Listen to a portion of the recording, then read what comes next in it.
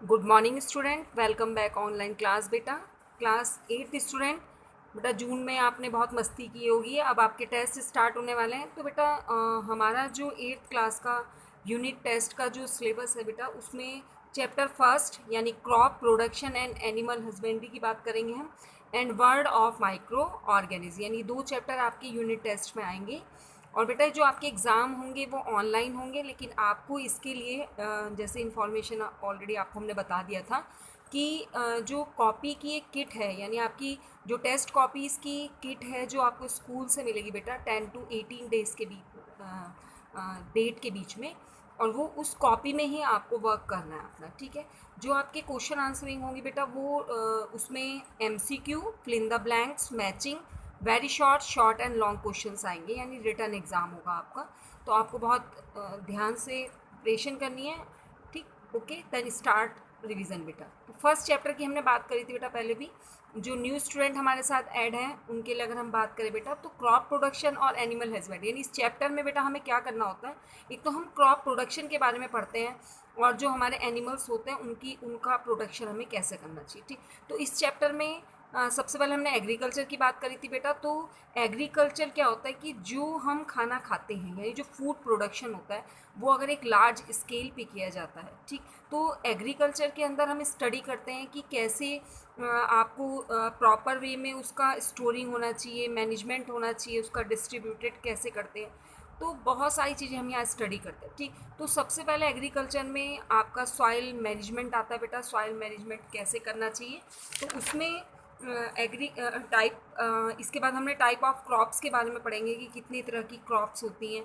Agriculture की जो practices हैं, यानी कौन कौन सी एग्रीकल्चर प्रैक्टिसेस होती हैं। ठीक बेटा, इसके बाद इस चैप्टर में हम ये मतलब इस चैप्टर में आप स्टेप बाय स्टेप स्टडी करते हैं। ठीक, तो एग्रीकल्चर प्रैक्टिसेस में क्या होता है, वो ब्रांच यानी the branch of science that deals with growth of plant and animal, यानी वो जो ब्रांच होती है, यानी साइंस की वो ब्रांच जिसके अंदर प्लांट की ग्रोथ और एनिमल्स के बारे में हम स्टडी करते हैं, this is called the agriculture. ठीक है, तो टाइप्स ऑफ क्रॉप की अगर हम बात करें तो इसमें बेटा बहुत इंपॉर्टेंट है खारिफ क्रॉप और राबी क्रॉप। तो अगर हम ये डिफरेंस की अगर आप बात करते हैं बेटा, देखिए ग्रो जून टू अक्टूबर, यानी खारिफ क्रॉप जो होती है आपकी वो जून से अक्टूबर मंथ में हम उसको ग्रो करते हैं, जबकि जो आपकी राबी क्रॉप होती है वो नवंबर टू मार्च के बीच में उसका हम प्रोडक्शन कराते हैं।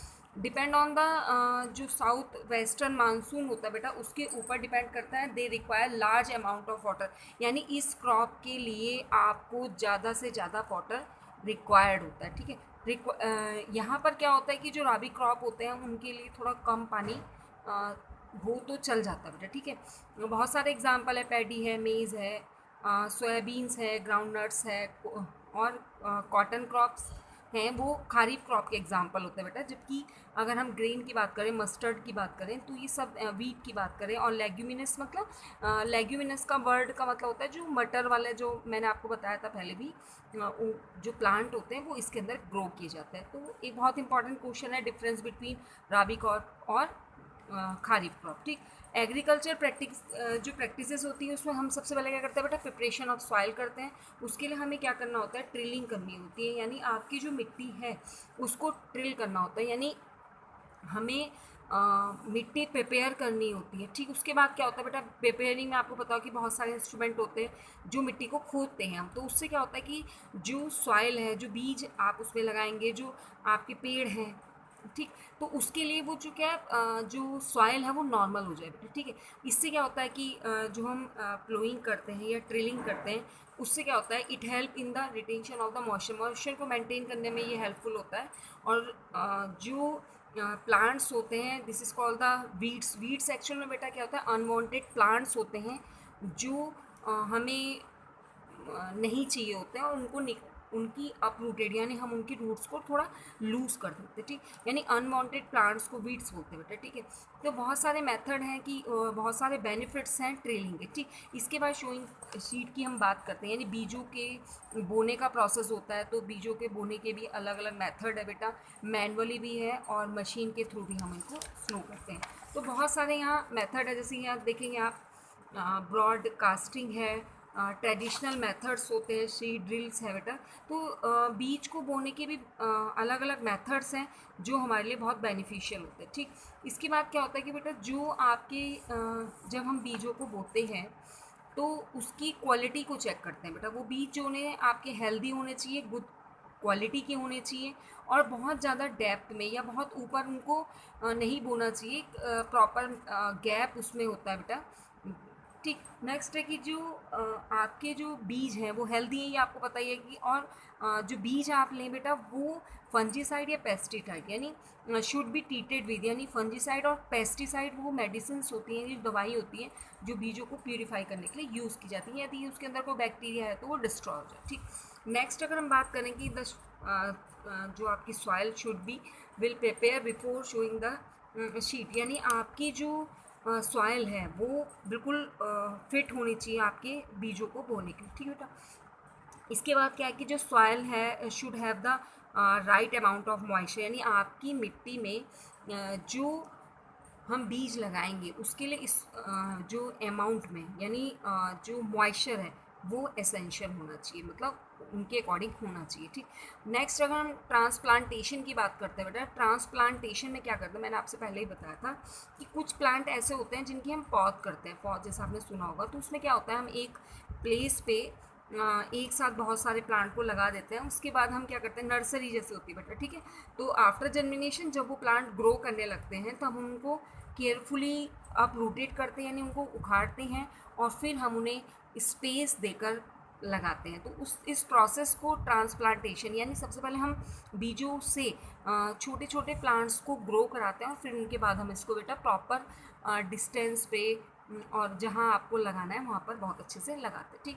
तो ये बहुत इंपॉर्टेंट टॉपिक है। तो इसके बाद बेटा हम रिवीजन रोज चलेगा आपका, लेकिन आपको जो रिवीजन है अभी पढ़ना है तो इसके लिए आपको मतलब कल के लिए आपको बेटा रेडी करने हैं एमसीक्यू क्वेश्चंस, ठीक। तो एमसीक्यू क्वेश्चंस को बहुत ध्यान से करेंगे क्योंकि मैंने आपको पहले भी कराए हुए हैं क्वेश्चंस, बहुत ध्यान से क्वेश्चंस करेंगे और इसकी प्रिपरेशन आप करेंगे, ठीक है बेटा। तो आपको जैसे which of the following agriculture implement can be use for reading, तो बहुत सारे क्वेश्चंस हैं जो आपको बहुत ध्यान से करने हैं। जैसे इसका फर्स्ट का आंसर हो गया, सेकंड हुई, सेकंड है ग्रेन, जो grains are store large scale पे अगर हम करें तो सॉइल्स, और इनके लिए बड़े बड़े कंटेनर्स होते हैं बेटा, ठीक है, तो वो यूज़ किए जाते हैं। जैसे कि मेटल बीन्स हैं या जूट बैग है, तो ये बेटा छोटी अमाउंट में यूज़ करने के लिए, वैसे तो ऑल ऑफ दीज भी इसमें आ सकता है, लेकिन बेटा लार्ज स्केल पे बोला गया है तो सीलॉन्स और ग्रेनियर्स का हम यहाँ यूज़ करते हैं, ठीक है। नेक्स्ट है बेटा लार्ज सॉइल जो क्रम्बर्स होते हैं, यानी जो पार्टिकल्स होते हैं बड़े बड़े, उनको ब्लॉक करने के लिए सॉइल प्लंग का यूज़ करते हैं। ड्रिप इरीगेशन का यूज़ हम इरीगेशन में करते हैं बेटा, ठीक है। नेक्स्ट अगर हम बात करें which of the following which of the follow is R post harvesting technique, तो बेटा ऑल ऑफ दीज इसका आंसर है। Next which of the following is a kharif crop, तो पैडीज का एग्जाम्पल है। तो कल आपको हम आगे चैप्टर का रिवीजन के साथ साथ आपको बेटा फिल इन द ब्लैंक्स भी, मतलब सॉरी आपको जो मैंने एमसीक्यू कराए हैं वो लर्न करने हैं हमारे साथ साथ। तो बेटा दो चैप्टर है, 20 मार्क्स का आपका एग्जाम पेपर होगा, तो उसके लिए आप साथ साथ भी पढ़ेंगे तो बहुत सारे क्वेश्चंस आपको प्रिपेयर हो जाएंगे। थैंक यू वेरी मच बेटा।